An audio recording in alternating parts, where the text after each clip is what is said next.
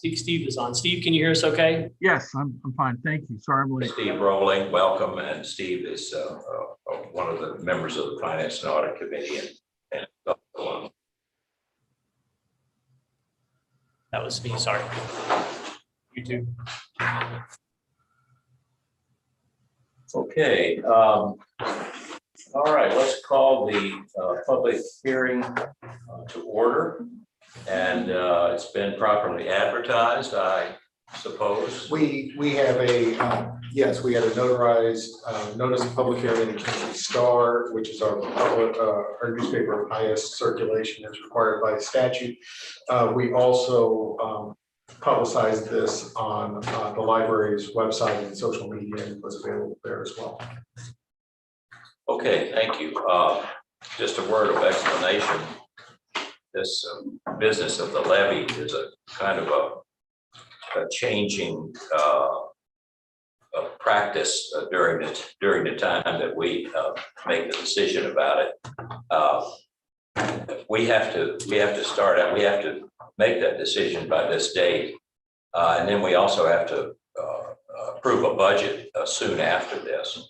And yet we will not have accurate estimates of what our income will be from the 3 counties that we serve until much later on. And of course, we don't have the approval. We have to ultimately have the approval of the Attorney General of the state for the levy amount, and we won't get that until late in the year.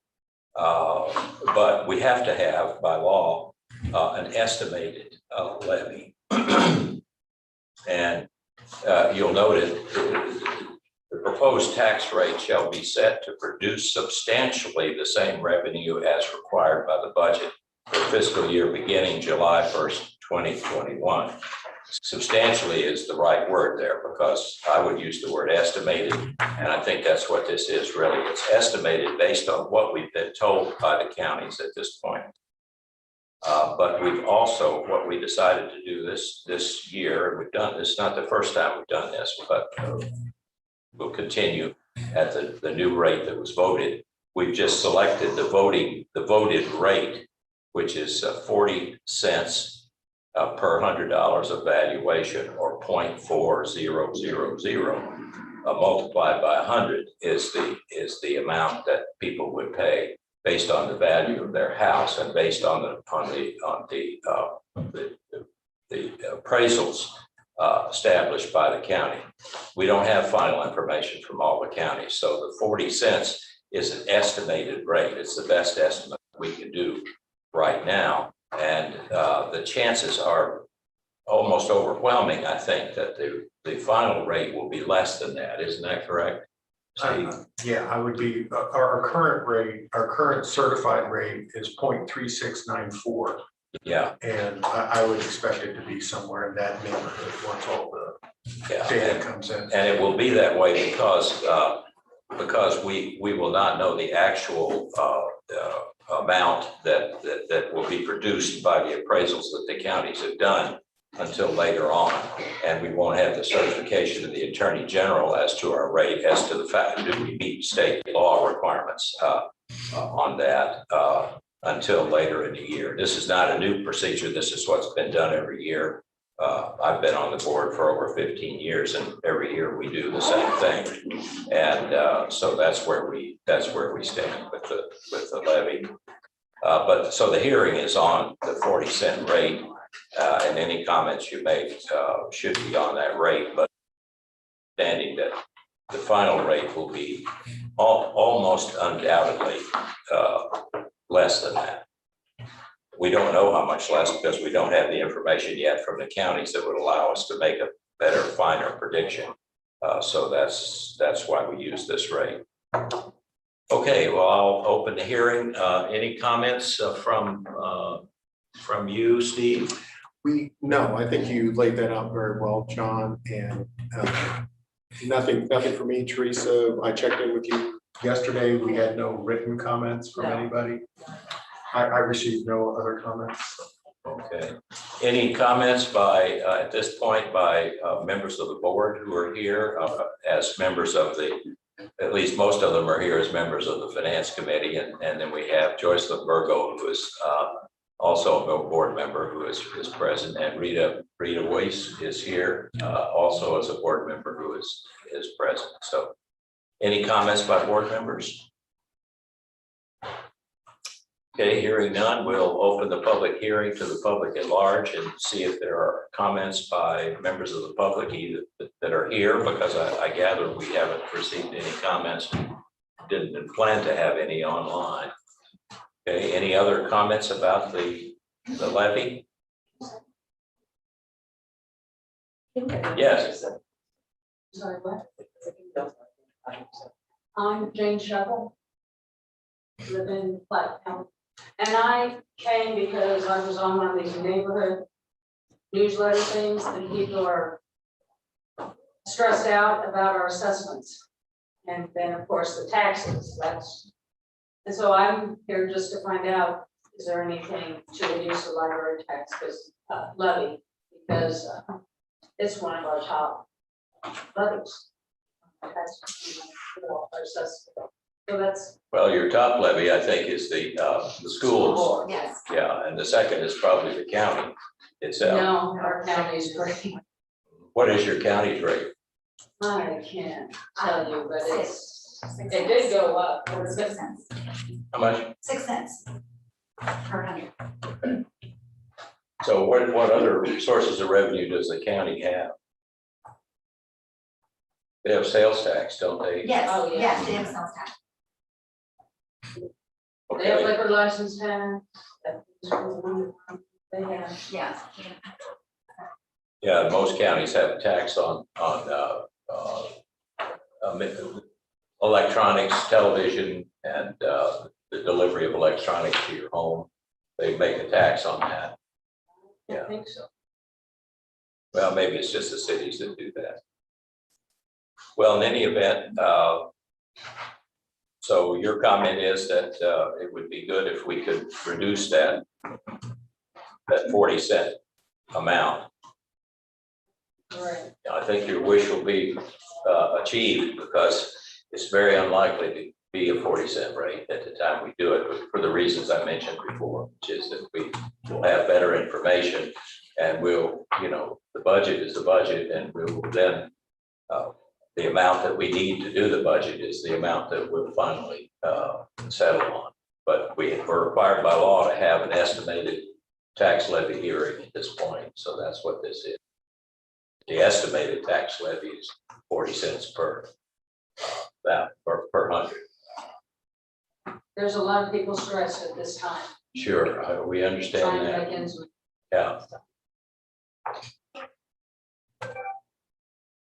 Other comments? Yes, my name is Janet Starr. Yes. Do you mind if I stand here? Not at all. Okay. I have several questions, basically. I did take the time last night to go through your 62 pages anyway, or 61 anyway. And so I did look at the numerous charts and things, and you guys did a fabulous job. I see that you've really worked hard to put this budget together, and I commend you on that. Some of the questions that I found, just as a homemaker, I'm not an accountant, I'm just a taxpayer. But one of the things that I found when I was comparing your budget from last year to this year, I noticed that at the top, and I do see that you guys said that you start your budget each year with a $23-something thousand dollars or something, or $1 million, I guess it is. Anyway, my main question that I was wondering is, I know that our property values have been assessed, and I don't know if every 10 years, so Platte County residents' property values have been assessed. I know ours are going up by 12%. We have our appraisal. Now, I'm not saying our taxes are going up by 12%. I'm saying our property value has been appraised and it's gone up by 12%. I think the law actually requires that the counties reassess every 2 years. Oh, well, Or is that? it's 10. I think. No, it's actually, No, it's every by 2 law, years. it's supposed to be every 2 years. Okay. So anyway, thank you. So it has just been assessed this year, and I know it's gone up. So because in light of that, I was wondering, my question is, how does the Hancock amendment kick in? So let's say if you guys say 40% here, But let's say, and Clay as well as Jackson counties, did theirs already get reassessed as well? Oh, yes. Okay. So what I'm saying is, how do you keep from getting a huge windfall when this happens? Does the Hancock amendment bring that way down? Can you explain Hancock that? Amendment will be assessed, will be applied Okay, at a certain time, and we will roll back the levy in accordance with the Hancock Amendment. so let's say you get in a huge windfall. So when does that happen? Do Well, they there are roll that different- back? There are different elements to the windfall. Okay. Steve, you might want to explain that. Yeah, I mean, it's part of the larger calculation. I think Mr. Laney did a really nice job of sort of explaining the calendar and what we have to do. and what we Yes, have to I do. was listening to every word. And so when we get all of the county final assessed valuation, we still aren't finally assessed because people can still go to their board of equalization and protest their amount. Yes, and get it yes. equalized. Yes, But once we get what is considered substantially accurate and the counties certify that, then we run it through a formula spreadsheet, and it's about a 5-page long spreadsheet that we have to put all of our data in. And at that point, it calculates the assessed valuation, the new construction, all the different variables. And if we have a situation where we have large growth due to inflation or due to assessed valuations, then we are obligated to have no more than 5%. 5% is the ceiling, or what's the other, or the inflation rate, whichever one is less. So if, for example, the inflation rate was 2%, say we have a 17% windfall, okay, okay? yes, Then, and let's just, for sake of argument, say that the inflation rate is going to be 2%, or there's the 5% ceiling. We could not generate more than 2% more revenue. Okay, Even if the formula initially said we could have 17%, we can only get 2%. Is all. okay, so even with all these people being reassessed, you're saying that you're not gonna get like a ton of money from that. The Hancock amendment will kick in, is what you're saying. Yes. Okay. And that is what's happened. I mean, I've been, let's start, I mean, we've talked many times, I've been around forever. Right, right. And so it's certainly one of the things that I've seen in my time is, we've had situations where there've been inflation and situation, and we have had to roll back, and that does happen. That hasn't happened recently, or as much recently, because inflation's been relatively flat. And a lot of counties haven't been doing their assessments the way that they're supposed to. And so we've been at a slower rate. And so Hancock hasn't kicked in, but it kicked in a couple of years ago, I think, on us. So. Well, yes, I saw that here. I saw your trend here on this chart. Yeah. And I did see that in 2019, you did come down. And I did see that last year you went up. So I was hoping that this year would be coming down, because this was the question that I had when I was starting to say a minute ago, is I noticed from July 2020 to June 2021, which is where we're at, you started your budget at 91, we'll just say 91 round off million, and then you ended at 50 million. And then here, the same one starts July at 73. So did you add that 23 on there automatically? Because in other words, if you ended at 50, you would think this budget would start at 50 million. Yeah, the sheet you're looking at is actually a total, it's like a total balance sheet, which includes all of our accounts. Yeah, Which also includes one-time money, like the money that we're using to pay for the capital program. And so it does, so if you're looking at that far left column, yes. it's not going to match up. What tends to match up year over year is the far left column, which is the operating fund budget. Okay. And that's because we're spending more than we're taking in, because we're spending the one-time money to build the buildings. Okay.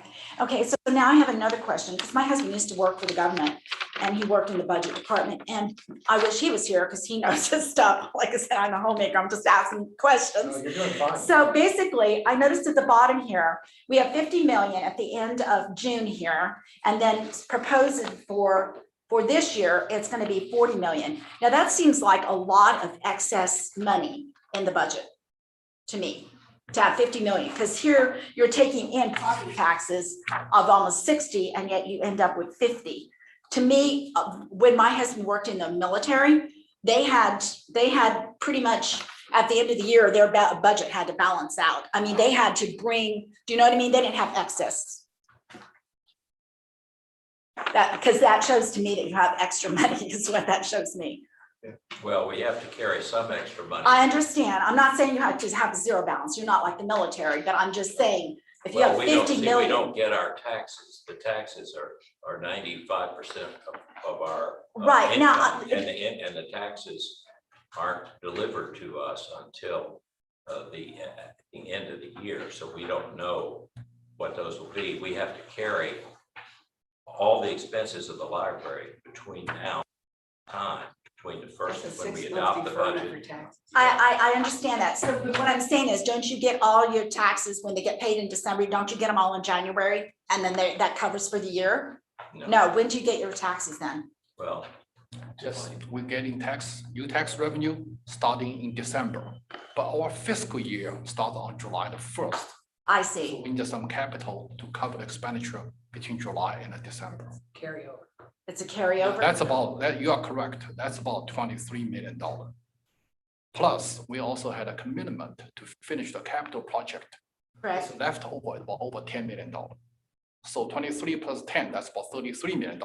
Okay. And there's other commitments we have under other funds too. Well, I do see, I mean, I am impressed that it looks like this next year that's closer. It's down 40 million, Yes. whereas this you had more excess here. Well, the one you have on your right hand, that's the projection. Yes. So at this point, this is the budget and that's all projection. Correct. The actual amount Will be different. will be different. Probably. Yes, yes. Okay, let me see what other questions I wrote down. Where a couple more. And the gap, some of that gap that you're talking about is the fact that we really have made a considerable headway in capital programs this year. A lot of money. You would see more money last year and less money this year, in part because, you know, we finished our Coleman Road branch. In fact, in terms of the capital program, we have, I think it's 30 of 35 projects finished or under contracts. Yeah, no, I did see that. I thought that was very good.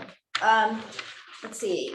What is our current debt for the capital program since? Yeah, that's a good question. What is our current debt? I was the one. Well, who we did that. started with $80 million. We only made 2 years of repayments. So we still have 774, yeah, How much more? about $74 million.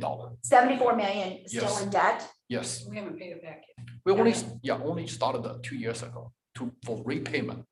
So if we have extra money, can we not put that toward the debt? There's a repayment penalty up till 2026. We could flex Yeah. and make a big payment on We after make a that. balloon payment. Yeah, when we balloon can- payment on when we can 2026. over. Because there's a fine if we go.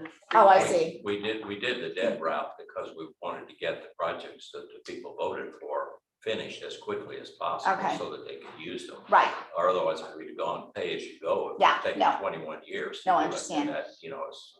no, I understand. And so that's what we did, was to borrow the money. And by the way, we invested the borrowed money. And so far, we've earned about $3.6 million on the investments of the borrowed money, which is allowed by federal law. Although we monitor that carefully to make sure we're doing it correctly, but it allows us to invest a certain amount of that money. And so we've earned about $3.6 million, I believe. I think in total between the Texas banking. Yeah, right. Okay, so on page 23, I was wondering how, can you explain that little graph there where it said the 1.7 whatever total? Explain what that is. You've got the budget, the estimate, property tax, et cetera. What page are you on? Oh, it's page 23. Okay, so that is showing our sources and our estimates for our property tax levy, our grants and contributions, investment income, fines and fees, and other miscellaneous income. add it all together, it comes up, the 1.7 that you're referring to. Yeah. Is that it's showing that there's a projected 1.7% increase in total revenue sources in 2020, in fiscal year 2021-22. Okay, so you are, does that project, that's my question. Thank you for pointing that out. So that is actual projection of an increase, but that is without knowing already what I already mentioned, right? Or you, because you don't know the assessment of all these people's property, right? Right. You already have a 1.7. We increase. are guessing 1.7%. We are also guessing, well, what we're guessing is a 1.6% increase in property tax revenues. Right, But we're also guessing a decrease in grants and contributions, a decrease in increase in investment income, an increase in fines and fees. So yeah, all of that combined comes up to a 1.7% increase. In terms of the previous question about the Hancock amendment, Right. you can see our estimate is 1.6. And so again, if inflation were 2%, okay, and as we were saying, we cannot get a windfall more than 5% by constitution. So we're projecting less than what our average trend has been in terms of revenue. okay. So what I'm saying is this projection, is that supposedly already including the increase, or no? It's not, because you haven't heard back from your assessors, right? It's Or from the state? We are guessing that there is going to be an increase due in large part to new construction costs and certificates of values that have been filed. So- Okay. So I did read that next paragraph, and that's where I did see that it looked like you had the 40 cents, and then like you already mentioned about the Hancock. Right. So basically, okay, well, that helps me to understand that. That's good. Okay. And then I noticed, so you basically have to, I mean, you guys have quite a job, because you have to get the property tax rate from each of the counties, right? Yeah. And so it actually be different, is that correct? The rate, no. The rate, no, well, no, the 40 cent I know is the same, but I'm talking about the different counties are assessed by different rates. Well, they're assessed by different people using different methods. And different processes. And so, yeah, it is a challenge dealing with all three different assessments. So it's going to be, okay. But the one thing I would advise you, I know you maybe already know about all this, but there is a process by which you can contest your property tax rate. And Well, not property tax rate, your No, assessed valuation. I'm sorry, the assessed Yeah. valuation, and that is the Board of what is it? Equalization. Yeah. Board of Yes, Equalization. I'm You familiar know with them. about it. Okay, Yeah. so you probably have a request into them on property tax. Well, no, not yet. Oh, okay. Well, the deadline is, I think the deadline is coming up. It's- Well, it depends on the county. I mean, Oh, it does? Yeah. Yeah, like I said, I mean, that you are right, Ms. Stark. I mean, the challenge working with the different counties and how the different counties approach this and different offices, and Right. yeah, it's a challenge. It is. 2 years ago, Jackson County, and this was in a lot of the newspapers, Jackson County did a massive reassessment, and it ended up that, I can't remember how many parcels were under consideration. They had 20 or 30,000 accounts under reassessment, and that ended up, the BZA ended up moving well into calendar year 2020, dealing with all of the appeals and everything. So Yeah, it said it's something about a challenge. tax dispute, something. Yes, Yeah. yeah, tax disputes and clawbacks that we dealt with in Jackson County. They asked for money back. So You know, we had to- didn't ask. They did. Didn't ask, took it back. I'm Okay. not sure though, when it comes to the Board of Equalization now, if the assessor isn't within plus or minus a certain amount, 5%, the state can come in. So that, to me, I mean, I know my neighbors, they sold and they got more than what they were asking. It's just crazy right now, the housing Yeah. market Yeah, it is crazy. at this moment. And so we're not gonna go to the board, ours went up, but we're like, the assessor said this is what properties are selling for in your neighborhood. Well, but you can challenge that. That's the whole purpose. If Yeah, but you have that's to what do, they're you selling have to do a for. little homework. You have to look at what others are paying. You have to look at what are equivalents to your home and make a case. And if you make a decent, I could only speak for Jackson County. But if you make a decent case in the beginning, the hearing is not with the board, it's with the assessor itself. So they'll have somebody from the assessment office who will meet with you. And if you make a decent case, they will reduce it. That frequently happens in Jackson County, and I'm sure it happens in all three counties. Yeah. They will hear you, but you've got to make a case. You can't just go and say, I think my rate's too high, and you have to reduce it. They say, well, why? Give us some evidence. And if you give them some evidence, they're likely to reduce it. I just have one last question, and this is on my last page, on page 34. I did see the general fund tax revenues and then the expenditures. So obviously last year with COVID, it looks like your expenditures were down from 2019.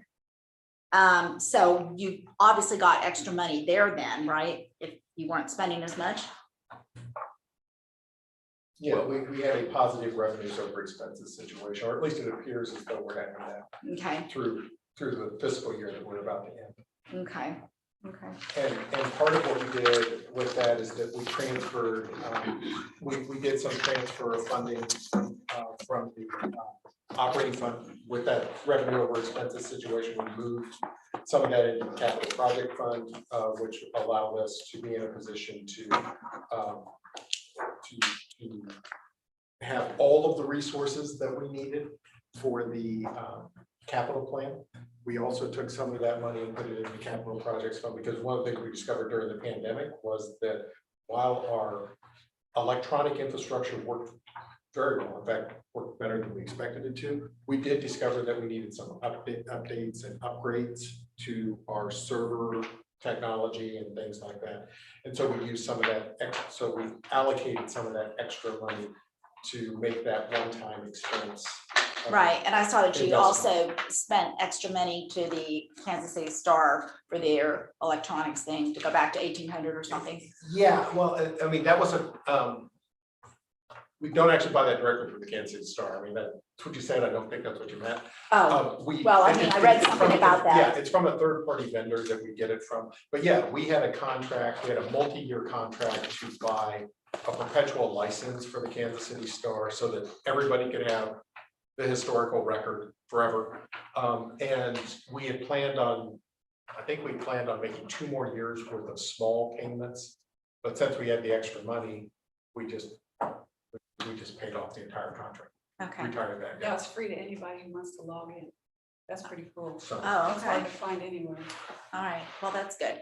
All right. Well, thank you. I appreciate it. All right, thank you for your Thank you. comments. Are there other comments? Okay, hearing none, we'll call the levy hearing to a close. That's all we need to do is just close the levy hearing officially, or yeah, what is I'd there like other to do, things? what I'd like to do, and Juan, correct me if I get anything wrong, but as I recall, our obligation now is to have to give the public the opportunity to comment on the levy. And we always invite people to comment on the budget as well at this point, since we have the public hearing. Sure. That part's extra, actually. So now that we have the public hearing, the next thing that will happen is we'll get our final numbers from the county. And then once we get the final numbers from the county, we'll run everything through the spreadsheet. And then we will bring that final levy rate to the board. And we usually do final certification at the September board meeting, because it's usually the September board. Isn't it September? Yes. Yeah. If we won't have August meeting. If we don't have an August meeting, we usually do it in September. And so then and that's when we've got all the information, and the board will put an official stamp on something. And again, my guess is the levy rate's probably going to be around 36.94, maybe even a little lower, because of the situation with the housing market as brought up. So that's the next steps when it comes to the levy. Okay. All right. Did I get that all right? Yeah. Okay. Thank you. Okay, so then the hearing is now officially closed. All right. Thank you all for coming and making comments. We appreciate your comments and did your homework. Congratulate you for that. Now, I will call to order the meeting of the Finance and Audit Committee. We're a little bit late. We were planning to start at 10:15. It's now 10:30, so we're starting the meeting. And we'll have a roll call if we may, please, Teresa. Okay. Everyone here at the hearing room, and Steve Rowling, you're on fine. Yes, I'm here. Okay, so, we have John Laney, Charlotte, over Steve Rowling, Ron Peace, Michelle Whitehall, is that? Okay. All right, do we expect Michelle to? No, Okay. Michelle is not expected. All right, very good. All right, we have a quorum, and so we now need to approve the agenda as submitted. And you have the agenda before you. Is there a motion to approve the agenda? Motion. So moved. Is there a second? Seconded. All those in favor of the approval of the agenda, say aye. All right. Opposed? Thank you. Now, let's look at the minutes of May 25th, 2021. And we need to approve those. I'll give you a moment or two to take a look at those and make sure that they're accurate.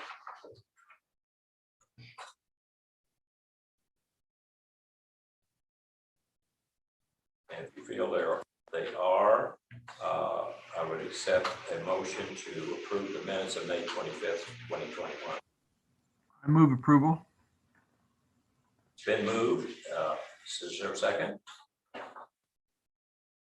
Second. Moved and seconded to approve the minutes of May 25th, 2021. Is there, all those in favor say aye. Aye. Aye. Okay, any opposed? Hearing none, the minutes of May 25th, 2021 are approved.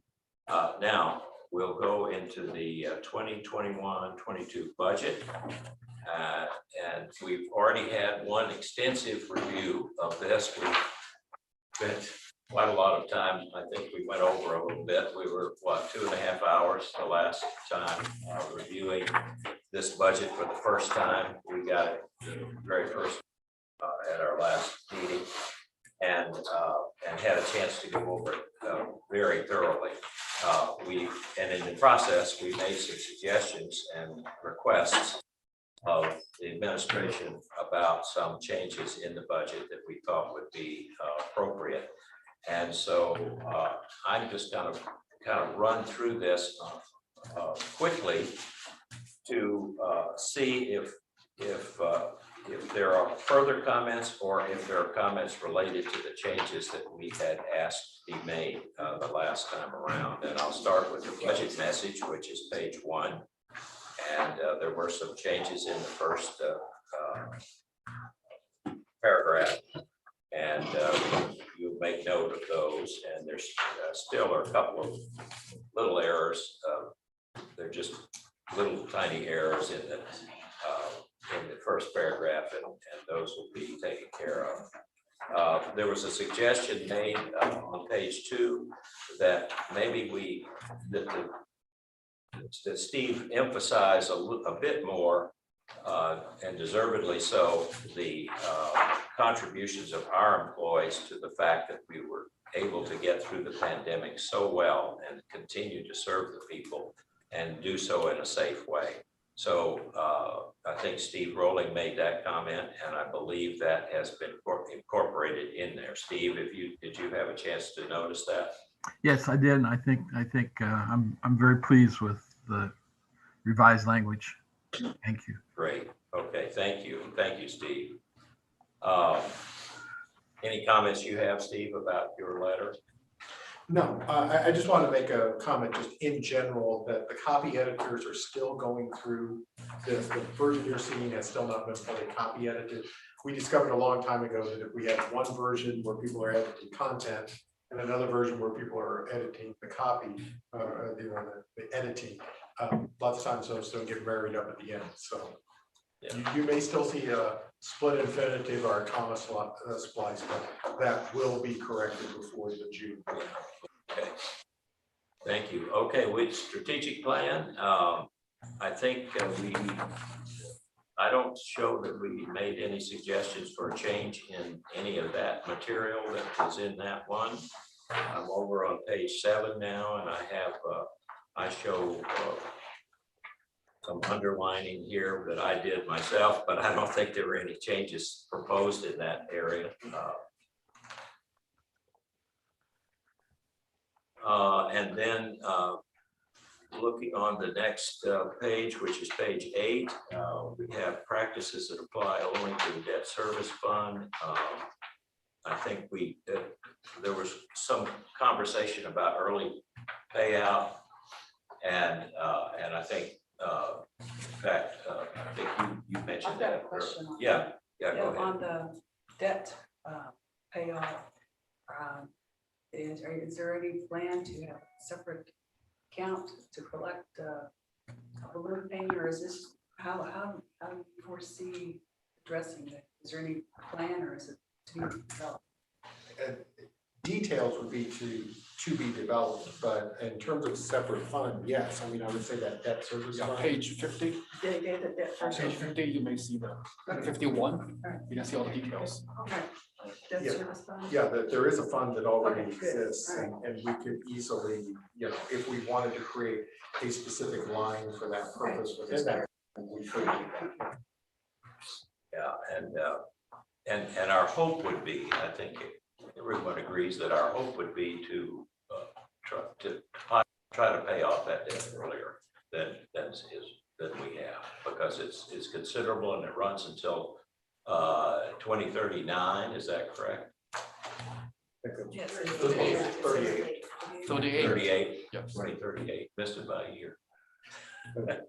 No, And so I agree, staff agrees with that assessment. Yeah, We- I we think- would like to pay it off earlier if we can, I think, as long as we don't back ourselves into it. I mean, one of the things that I've explained to all of us, everyone at one time or another, is that we do want to make sure that we are putting away money to maintain the building. So we don't want a situation where we pay off quick, and then we've got a bunch of repairs that we need to make because we've deferred all the maintenance. We want to make sure that there's a balance. yeah. All right, thank you. All right, the budget calendar on page 9, and that was what we discussed in the levy hearing, and that kind of goes through that when we get the information we get and how it relates to the budget adoption and so on. So that's an important part of it. I don't think we suggested any changes there. The library organizations and structure on page 10. I don't think we made any suggestions. Did we make changes? Any suggestions there? I don't recall any. Not on 10. On 11, we did make, underneath the chart that's there, we did add the new reciprocal libraries and talked, if you'll notice, it says Henry County Library and Kansas City Public Library. Those were missing previously. Yeah, So we clarified that point. yeah, those were just districts, new districts, New with district, which yeah. we have reciprocity. That is, you know, they could use their library cards here, and we could use our library cards there. I talked a little bit about the virtual branch. I think we had quite a little healthy conversation about that, the importance of the virtual branch, and That was added as the text flow, that was added on page 12. on page 12. Yeah, so Okay, that top paragraph on page 12 all right. talks about the creation of the virtual branch and what it's done over the past couple of years, Right. why it's been. And we think the virtual branch will grow quite a little bit. People during the pandemic, I think, had more of an opportunity to learn to use it than they had previously. And so I think we can expect to get more use on the virtual branch. And hence some of the expenditures that we made for IT and cybersecurity. I might also add that we discussed that fully at the last meeting, and that some of the increases in the budget inside of our IT are going to cybersecurity. Okay. John, could I ask a question, please? This is Steve. Yes, please. Steve, don't we have some kind of agreement with Johnson County, Kansas, and Wyandotte County, Kansas also? Yeah, in terms of reciprocity, if you that's back on page 11, so again, it's that paragraph that's right underneath the chart. There is, the very last sentence says reciprocity is also extended to customers serviced by any public library that delivery service, that has delivery service and belongs to the Mid-America Library Alliance and are in a neighboring county. So that includes the Kansas City, Kansas Public Library, Johnson County Library, Cass County Library, Trails Regional Library on the west, on the east side. Would it be helpful or more transparent if we amplified that with naming the libraries, or are there too many to name? There's a lot to name. We could try to squeeze them in. Is Leavenworth in there? We do have reciprocity with Leavenworth, yeah, because they're in a county that borders us and they have delivery. Well, you might consider a footnote that would just say that Johnson County and the larger ones are examples of the reciprocity we have. I think you need to list every single library, but if you at least demonstrate that the largest libraries in the area are reciprocal with us also, that would be helpful. Thank you for that comment. Okay. Just a question kind of related to this. Yes. And we have agreements by which if within the collections where we don't have a particular book, that there's an arrangement to have access to other libraries throughout the country. Is that a material factor or just? It's something that is very very interesting for the public. It's a base service for most libraries. Yeah. I mean, libraries sort of almost consider it their cost of doing business. Where Mid-Continent tends to be a little bit different is that we are a top 10 in the national network, which is called OCLC. We are actually a top 10 lender and a top 10 borrower in the nation, and the reason is because we value it. We strongly believe that if for whatever reason buying a particular book doesn't fit our community, French poetry in German, it just is generally not going to get a lot of use in our collection. So for us, it would make sense to use the OCLC network to fulfill that request, and we strongly believe in it. There are other libraries that kind of dissuade their customers from doing it. So that's why we are a top 10 borrower. Is that WorldCat? WorldCat, yeah, OCLC WorldCat. But yeah, I mean, Ron, as a librarian, my feeling is it's kind of the cost of doing business. It's just, it's what libraries do. I just good. I just remember Janet, you requested a text that we didn't have, and boom, was right here. I thought that was, saves the library the cost, of course, but then of course it made the shipping of the item. But that's a good service, but I just didn't have the feel for the cost. Well, how much does it cost?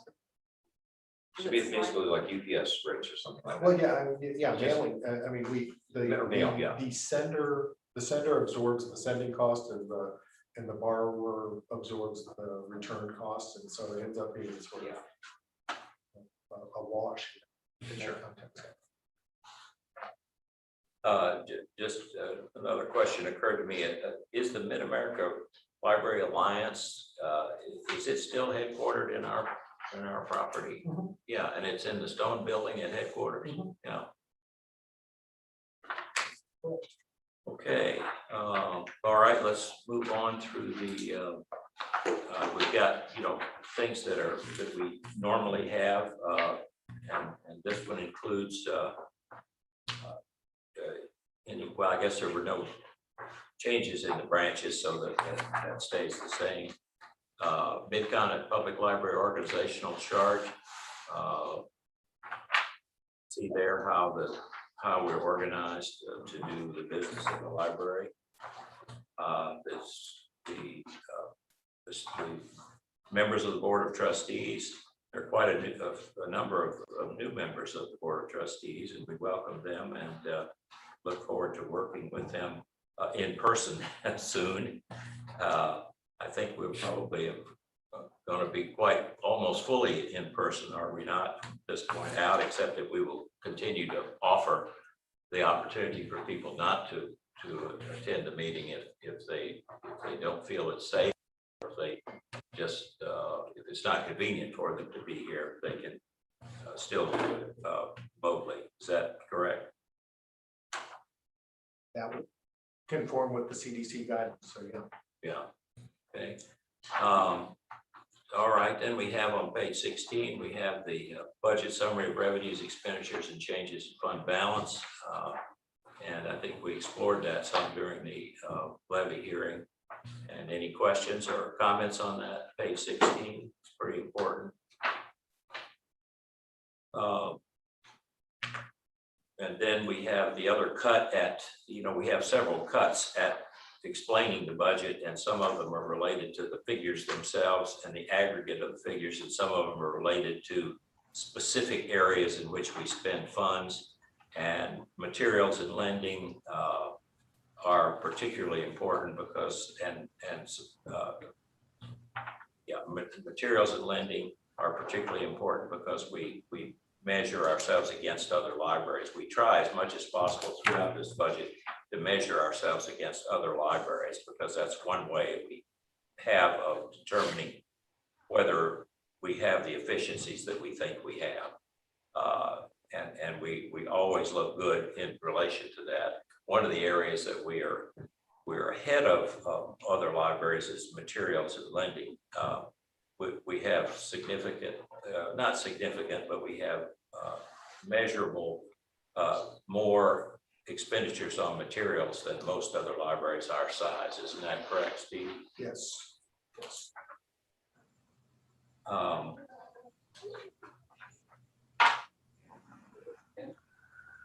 Yeah, okay, and then on the next page, we have page 19, and I had a note there about underlining, highlighting the until substantial tax revenues are received in December, the library utilized this unassigned fund balance to fund its operations. So that's basically what we will use until the Attorney General finally certifies our levy. Is that correct? Right.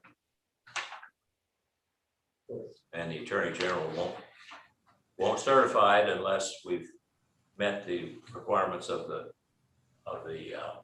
Rollback Act. Okay, we're now on page 20.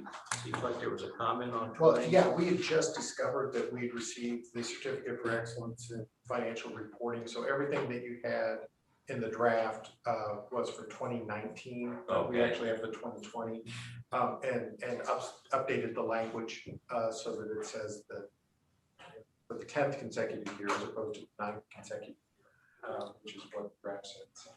And this is pretty significant. This is not just a casual thing that we get, that everybody gets. This organization contains thousands of members, and of those thousands of members, only a small percent, I think it was around 10 or 11 or 12% of people received this certificate of achievement for excellence in financial reporting. So I think someone in our previous hearing mentioned that we should emphasize that. And so I'm doing so just by saying it again, that we're grateful that to our administration that we're able to enjoy this certificate, because it tells us that we're getting excellence in financial reporting, and financial reporting is one way that the board makes sure that the staff is doing its job, and we appreciate the fact that it's been done so well. Need to thank Quan for this. Yes, thank you, Juan. Yeah, with that, with the Quan's department, when we have the external auditors come, it's wonderful beyond Christmas morning to get an unqualified opinion. Yeah. But then when you go to the back of the report and they have the management report, that's almost where the CPAs feel like they got to justify their money by finding a little picky crap. It's clean, which is unheard of in the financial external accounting. This is certainly very, very. I mean, to be fair, I mean, it was really unusual for them Yeah. to do nothing. I mean, usually, you're right, there's usually always one thing, that move this report to here as opposed to there. I mean, in some cases it is sort of picking, but, and in some cases it's been significant if we go back many years, but yes, you are correct. In my earlier days when I, saw dark hair in the public accounting, it just wasn't done. And it's more than noteworthy. It's borderline miraculous, but it's real. And John, go ahead, Steve. I would suggest, and I agree with everything that everyone has said about kudos to the staff for their excellent work. It seems to me, and I appreciate our modesty, but what you said, John, about the small percentage of people get this award, and my guess is the very small percentage of that number that get it 10 years in a row, that we need to make sure our patrons know that their money is being well accounted for. And so it seems to me that I would suggest we still beef this up a little bit by saying that only X% of the 30,000 members get this award for 10 years in a row or something, to let people know that this is not just good, this is really good. And I think one of the reasons we do this report is, one, we're required by law, but two, to give people confidence that their money is being managed appropriately. And this kind of good housekeeping seal of approval says that, but it really says that for this to be done 10 years in a row. I've been on the board, not as long as you, John, but I've been on for a few years. And I remember when we got this the first 2 or 3 years, it was a big deal. And now we take it for granted. Well, it's something that's still pretty special. And so I think we ought to highlight it even more than we have in this revised document. Okay, thank you for that comment. And Steve, I'll leave it up to you all to think that through, and there are a number of ways that we could do that, but that's the suggestion of the board. Okay, let's move over to page 22. Revenues and expenditures, that's the general fund, a detailed statement of revenues and expenditures. Any further comment there? Page 24, 25. Expenditures in the area of the 3 areas where we can best compare ourselves with other libraries are payroll and benefits, library materials, and library operations. So you see some information that's expenditures there. And we have very few leased facilities, but we have a couple of leased facilities. One of those is at Red Bridge, where we took over an old bowling alley, I guess it was, and turned it into an absolutely wonderful library in cooperation with the redo of the entire Red Bridge Shopping Center there. That's been a real hit. But we do have a lease on that project. What's the term of that lease? It's 2 10-year leases. 2 10-year leases. And of course, renewable every year under provision of the law. And then we have a leased facility in Green Valley, and a former dance studio. I think it is where It was a gym. we're leasing. Yeah, when we took it over, it had previously been a kids' gym. Yeah, and we're looking to cease that lease as soon as possible by a new. We have provision in our capital plan for constructing a new library in Green Valley, and we've reviewed several sites there. We don't have. We're working with the city, and we don't have a firm hold on what or where the new library would be, but our plan is to get a new library, and we have the funds that up to and that would cease the $250,000 year lease payments, or the $46,000 a year lease payments. Green Valley facility. Okay, moving on through 26, 27.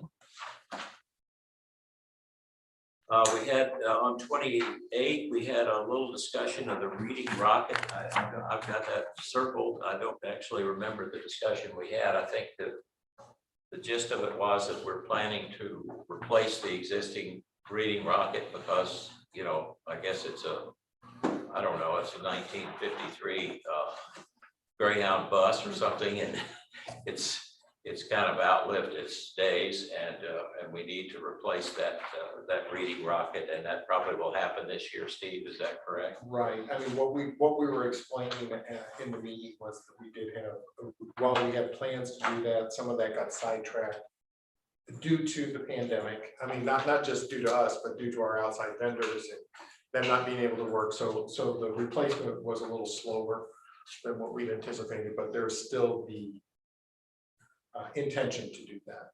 Yeah, I guess you didn't think it was a great idea to be running a enclosed vehicle like that up into the neighborhoods and having people come in the middle of the pandemic. So that's probably a good decision, and but we'll have to bear an additional expense, I think, to improve that. That's a very popular service, and it almost would be good if we could consider a second a vehicle for that. But that's another decision time. But hey, let's see, anything else on 30 and 31? And now we get into the charts. And I think the charts have been very helpful. We've been adding charts over the years. We started out with a budget that was all numbers, and we gradually improved it, I think, so that it's easier for people to see when we use the charts that we have. It's easier for us to see it too. So we've made use of those. And so the charts on those pages, the one particular is a comparison chart with MCPL and the national average and the regional average. And I think that's interesting to view that and assess our comparison to other large library operations. We're one of the 10 largest libraries in the United States. Is that true? No, we're a little smaller than that. We're top of all libraries in North America. We're in the top 75. So that includes Canada and the United States. Yeah. For libraries serving, I can't remember what that number is right now. For libraries serving between 500,000 and 1 million people, that's our peer group. We're in the top quartile of that group. Yeah. I can't help but make a comment. I'm very fond of the Kansas City Public Library. But I can't help but make the comment that most people, if you surveyed most people in the Kansas City area, they would think the biggest library in Kansas City was Kansas City Public Library, and that's not true. We're about 5 to 6 times bigger than the Kansas City Public Library in every way, in terms of circulation and number of branches and so on. So just an interesting, not that we're competitive in any way, because we like to get along with Kansas City Public. We probably should even get along with them even more than we are now, but they're a wonderful library district. They just seem to get a lot more mention than we do in the press for some reason or another. Anyhow, just Well, and you're right, John, we're about 5 times larger on any measure, but with a lower levy rate. Our levy rate's 10 cents lower than Kansas City Public. That's right. If you add Johnson County and Kansas City Public together, we're still larger than those two libraries. Right. Yeah. And I don't know. There's a little competitiveness in me about that. I kind of like to straighten that out sometimes when people don't quite understand. Okay, I'm now on page 38, and we're payroll and benefits, the budget allocation by programs. Joyce Limburgo is here, and she's the chair of our personnel committee, which is one of the really important committees. In fact, it's a committee that spends more money than any other committee, right? Joyce? Less than average. Yeah, and happily so, because we have great people that run the library, and we're pleased to be able to try to pay them as well as we possibly can and to give them benefits that they deserve. We had quite a little conversation about benefits and in our last meeting, and we particularly talked about affiliation with loggers, which is what is it? The local government employee retirement system. Yeah, it's a retirement system in Missouri, which is well worth mentioning because it's one of the few public retirement systems in the country that are in excellent condition. We're not behind in any way. We have about 95% of the 95% of on-hand dollars, I guess is the way you would put it. Pre-funded dollars, and we are. I mean, it's a statewide institution, and it's been extremely well run, and therefore is a very safe institution. We're not behind in any way. We're not in. None of the employee benefits are in danger of being lost at this time if we continue to fund it at the rate that we have. And we certainly intend to do that. Okay. And technology, we had quite a long discussion on technology, and I've got a couple of marks there, but I can't interpret. So I think there were some comments and discussion about that. We did have a cybersecurity discussion, and Brian was very helpful in reassuring us that is a thought. And that work is ongoing on that. Oh yeah, it's more than a thought. Yeah, We're doing stuff. Yeah, that work is ongoing to make sure that we're as safe as possible. Can't be 100% safe, can you, Brian? We unplug everything from the Yeah, internet. get as close as we can. So Yeah, if we unplug from the internet, we'd be 100% safe. 100% is a little unrealistic for almost any standard, but it's we get as close as we can. So we're not a JBS meat company now. no. They're the latest victim of cybersecurity heist. Yeah, but John, you're right. The notes, my notes are the same. The notes on that was we talked a lot about cybersecurity and the cybersecurity insurance that we have and what the coverage was, which I think I shared all of that with you all, just so you can see that. Yeah. And so between our active measures and our insurance, we feel like we've significantly mitigated risk. And you know, like Brian says, nothing's perfect. I mean, that is the case, but we've done our level best to make sure that we are in the least risky situation that we can. Then one of the things that behooves all of us, we have computers that belong, or iPads that belong to the library that we use as members of the board, and it's incumbent upon us to be careful about how we use those. Just like it is every employee who uses any kind of connection to the library system, that we, don't click on things that we're suspicious of. If you're suspicious of it, don't click on it, and let Brian know about it right away. Yep. Okay. Let's look over on general funds building maintenance plan for fiscal year 21-22. We shouldn't have a lot of maintenance to do this year, right?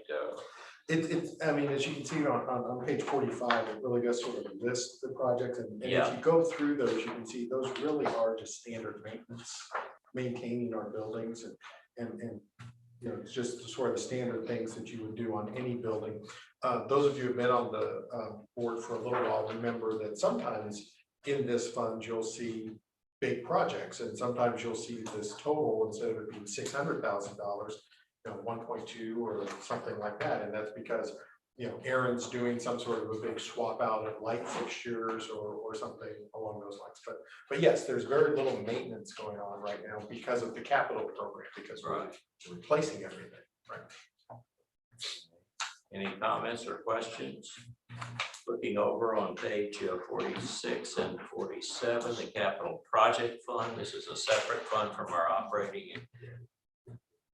The main activity in that fund this year is completing the capital improvement program. And once again, thank you voters for approving by a decisive amount. 62.5%, I think, was the average across all of our counties of approving this major capital improvement program. And we're about 85% complete with that at this point somewhere? Yeah, depending upon how you count. I mean, one change that I made is if you look on page 47, where it says status, as of June 2021, that last column, a whole bunch of completes. And what it used to say is either complete or pending, and now it says Okay. complete or in process. In process includes Blue Ridge, which that's where Michael and I went and got our shoes stuck because they pulled up all the carpet. That was crazy. Yeah, and so those branches that are in process where something's going on, I changed it to in process. And so then the only things that are left are the pendings, which these are ones where we're still, they haven't started drawing lines yet. And so what we've got there is Grain Valley is pending, East Independence is pending, Riverside and Smithville. And Smithville is really just maintenance work. So there's 35 projects, and if you buy what I said about Smithville being just maintenance work, it really should be in process as well. There's only 3 projects left to do. Okay, and in the course of all this, we've eliminated a significant number of basic improvements that we made frequently to some of our older libraries that perhaps weren't built quite as well as they should have been in the beginning. And so we had constant improvements with those. And I think almost virtually all of that's been corrected Yes. through this program. So we won't face those expenditures in the future. And some of the libraries are open. The one in I haven't been to the Withers Library in Liberty, but I'm told that it's going to be wonderful. Fabulous. Yeah. And I have been to the Colburn Road Library in Lee Summit, and I'm just blown away. I just can't believe it, how incredible that is. The only question I had there was one of the employees raised that, or not, it was my wife that raised the question to one of the employees. And that is, who's going to dust all those birds that fly over the ceiling? It's a good question. Yeah, it's a good question. And I That is a wouldn't have good thought of question. that, but Brenda's a dust person, and she thought of it right My away. wife would have had the same question. That's when you get out your leaf blower, right? Yeah, Yeah. that's right. Maybe a leaf That's blower. why I do housekeeping, is get the leaf blower out, right? But it's, I kid, but it's a beautiful library, absolutely beautiful library.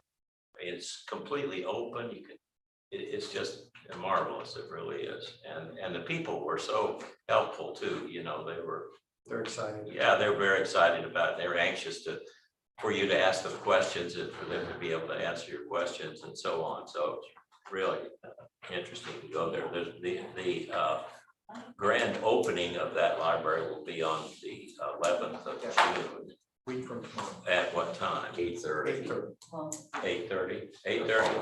8:30 in the morning? Yeah. I mean, Sadly. right. Well, the goal was to do it outside so that all the speaking would be done at 9 o'clock. Yeah. We would just open the doors to the public at our normal opening time. So, Yeah, and I hope we invite all the channels that do such a good job of covering Kansas City Public Library. I just saw a press release go out right before this meeting. So. Yeah, okay, good. One thing I did want to mention on page 49, if you do look at an old version, the previous version of the budget, you get about midway down there where underneath the bold line expenditures, it says Woodney Historic House, Woodney Collaboration Room. In the previous version of the budget, it used to also say carpet replacement for Smithville. And now it no longer says that. And the decision was, instead of doing that as a specific line on a capital project, we're doing it out of work package 16 as part of the larger capital maintenance. So it's still being done. It's just being done as part of as part of work package 16. Okay, So very good. Any questions? 49, we're over to debt service now. Debt service fund, and this is the one we've already talked about quite a little bit, including during the levy hearing. And this is a chart on page 51, which shows the debt that we have incurred and will be paying off.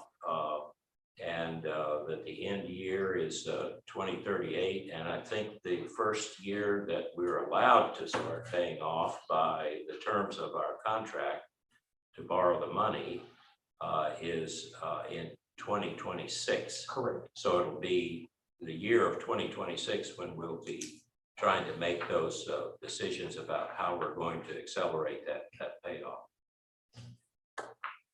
So put that all on your calendar.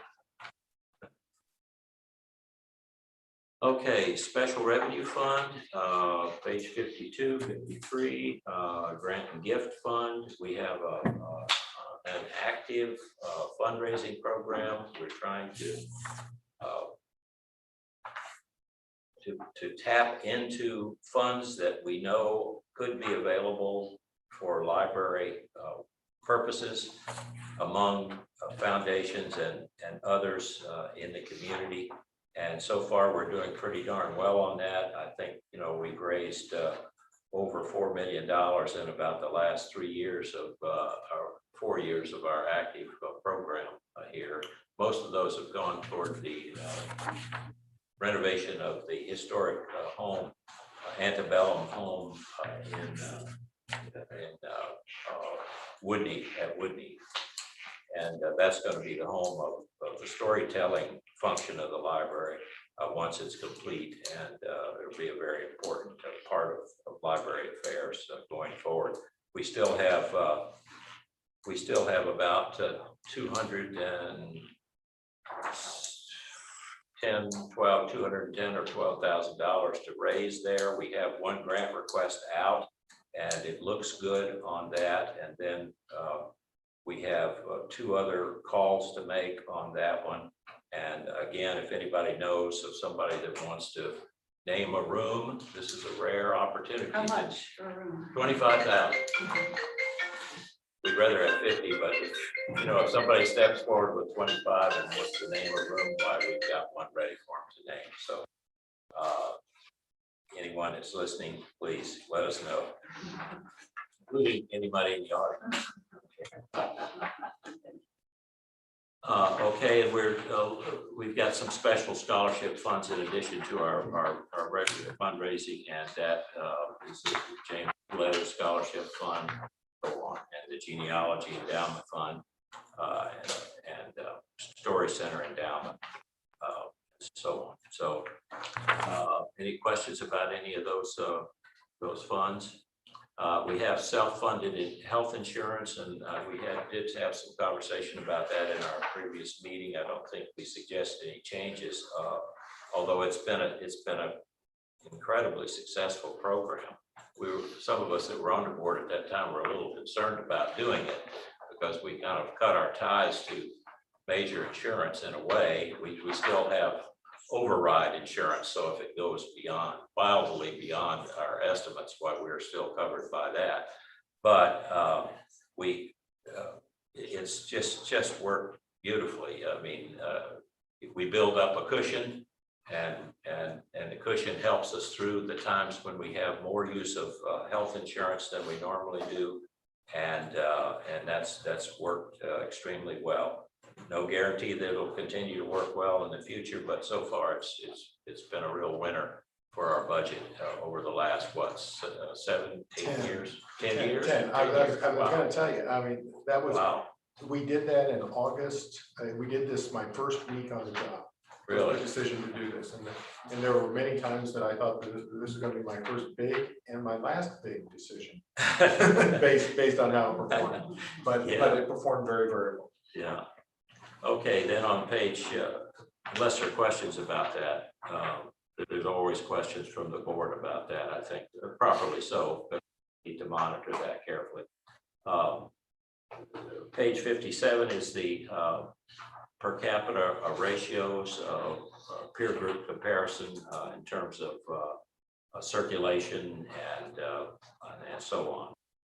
Number of borrowers and so on. It's an interesting chart to compare us with other libraries in our peer group. Miscellaneous statistical data, a footnote. Someone requested that there be a footnote on COVID. Right, and you'll see that if you look at fiscal year 1920, there's a star on that, and then if you follow that down to footnote, it says COVID-19 pandemic. Many library services halted, so that'll explain it. We'll probably do that again for 2020, 21, because we have the same situation. But as that moves up the table, people will understand why those numbers are smaller. So, Yeah, and it's very difficult, I think, as Steve has pointed out a number of times, to use 2020 as a base year because it was such an odd year in terms of expenditures and in terms of everything. And so we try to use we try to compare 2021 to 2019 as opposed to 2020 because it's just an abomination year, I guess you'd call it. That was wonderfully gotten through thanks to our great employees who helped that to happen. Okay, and then on the miscellaneous statistical data, we have schedule of service locations. Okay, that's just pretty standard. I don't think there's been much change. There was no discussion about it. And I think that takes us to the end where we have, well, that's it. As far as I can tell, that's the end of the budget review. And so are there any final questions or comments? Because in a second or two, I will then ask for a vote by the committee to recommend approval of this budget as reviewed today to the full board, which will take place at our next meeting. Comments? I have a question on page 21, as you were going through on general detailed statement of revenues and expenditures. I noticed that number 3260 property tax transfers and all those little things in parentheses. Can you explain that? Steve, Juan, Yeah, the transfer, if you also look at on page 50, we do not record 100% of the tax revenue under operating fund. We take out the 6.5 to pay off the debt. So that's being recorded under the debt service fund. So the transfers, say it again, is going to the debt service? Yes. Okay. so basically, we get our revenue, and then we take out our mortgage payment, if you will, Right. and Your salaries and all your. no, just the mortgage payment, just what we owe on our debt. And then what's left over is how we go about it. So then our operating ceiling, if you will, becomes that remainder, that 53, that 55 number. So that transfer is actually just it's making sure that we pay for our debt first. Oh, I see. So you're just kind of taking that little chunk out and then putting it in to pay for your debt. So that's why it's in parentheses there. Yeah, you have different pocket. Okay. And it goes to okay. a different account. It's a subtraction. I was just Yep. curious. I'm looking there and I see that. I was just wondering what that was. Okay, thank you. okay. Any other questions or comments about the budget? Just want to let everybody know I was taking notes. I'll get all of those notes incorporated. You'll see all of this incorporated in the draft that goes to the full board. Yeah, so hopefully we won't have to have this major discussion at the board meeting, but the board's certainly welcome to ask lots of questions, and I'm sure they will. But this is a time when we give them our recommendation, so I would entertain a motion to recommend approval of this budget as reviewed to the board at our June meeting. I so move. This is Steve. Okay. It's been moved. Second? Second. Okay. Charlotte, seconded. Any further questions or conversation? All those in favor, please say aye. Aye. Any opposed? Any abstaining? Okay, the motion is approved, and we'll make that recommendation to the board at our June meeting. Is there other business to come before the board? Juan or Steve, any additional business? I don't know if anything. Do you have anything else, Quan? Any members know of any additional business required? Okay, I'll entertain a motion for adjournment. Is there such a motion? It's been moved. Is there a second to adjourn the meeting? Okay, all in favor, say aye. I. All right, any opposed?